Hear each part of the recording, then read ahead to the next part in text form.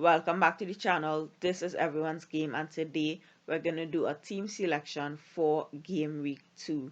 Last week we got 67 points. I'm gonna just take you through last week's team. We didn't do a team selection for game week 1, so I'll just show you the players, show you how many points we got, and then I'm gonna take you through the transfers that we intend to make for game week 2. Alright, so in goal we have Ramsdale, and right now I just trust Ramsdale with my life. I believe that based on the fixtures that Arsenal have at this point in time coming up, he can definitely get some clean sheet points and he can also get some save points. In defense, we had Trent Alexander-Arnold, we have Trippier, Cancelo, as well as James. We have 3 7 pointers and Trent with the 1 pointer. And even though Liverpool weren't their best last weekend, I don't think that's an indication of their true potential and for the rest of the season. So there's no need to panic. Looking at the midfield, we have Bailey, Salah, Bruno, as well as Saka. My midfield was possibly the most disappointing area of my game last weekend. We have Dewsbury Hall on the bench with 10 points. We have Bailey with 3 points, with 2 points. We have Bruno with 3. And that was my major concern going into game week 1. I had a huge bench and headache, and clearly I went with the wrong choice. I saw how Dewsbury Hall was performing in the preseason. I knew he was getting goals. I knew he was getting assists. However, coming down to the last moments, coming down to the deadline, I didn't trust that instinct and I left 10 points on the bench. So hopefully we don't do that throughout the rest of this season. Right, we went for Bruno just because I wanted to have a different option. If I went Neto, I would have been priced out. I would have had no money left in the bank, so we decided to go for Bruno, who was about 0.5 cheaper. However, this is just a classic instance of right team, wrong player, because I wanted to attack the Newcastle fixture, but I wanted it to be a defender. I did think about Shaw at a point in time. However, I didn't want to go that route, so we just went with the wrong player. We definitely had the right team and we were attacking the right fixture, but we didn't go with the right player. Right, Salah once again scored on opening day, and I I I expect Salah to continue bringing in the points for this team. We also have Saka, and Saka for me is a tricky player. When you don't have him, that's when he's scoring more points.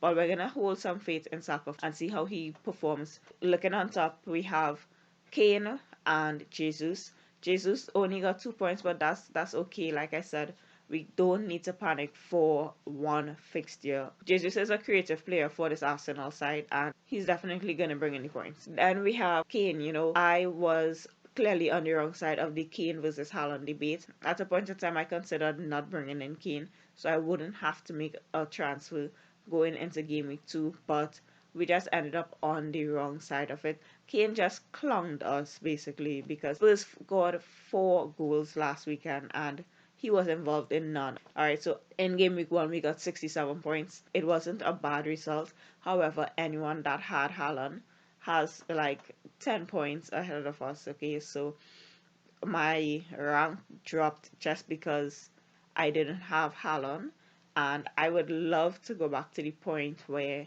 having 60 plus points was considered a good game week, because it just seems like everyone has 60, 70 points. Like I said, it wasn't a bad game week.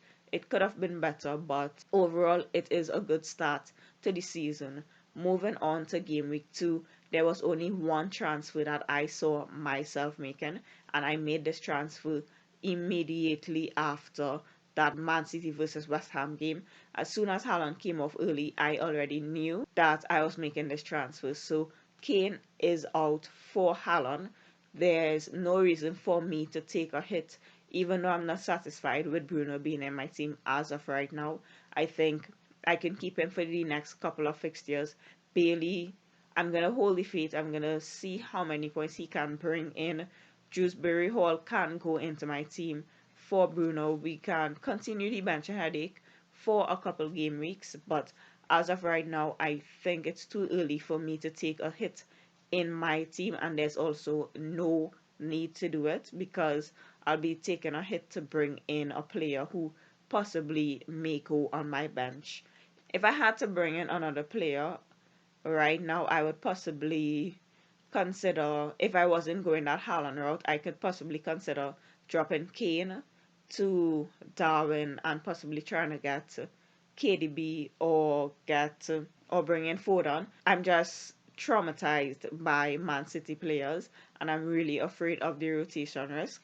From the minute Haaland scored those 2 goals, I was bringing him in. I wanted to see Haaland play for the first game week, which is why I went Kane. But going on to game week 3 and game week 4 and beyond, the transfer saga can become a bit more exciting because I haven't planned that far. I just knew that game week 2, Haaland was coming into my team. So that is it for the team selection. What I'm going to do now is just continue that newbie versus expert team selection. I'm going to put 2 teams on screen right now and I'm not going to say anything. Take a look at the teams and let me know in the comments down below which team you think was created by an expert in the game and which team was created by an FPL newbie, someone who's possibly just new to the game, then now learning the rules of the game. This is not to shame anyone, this is just to see how they perform throughout the season. We're going to keep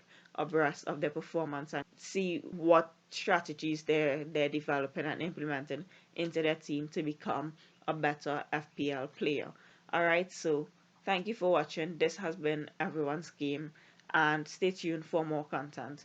We have more FPL content coming and we're definitely going to start talking about the Women's Super League that will be beginning in September. Alright, so make sure you give this video a like, comment down below, and please subscribe to this channel if you like our content.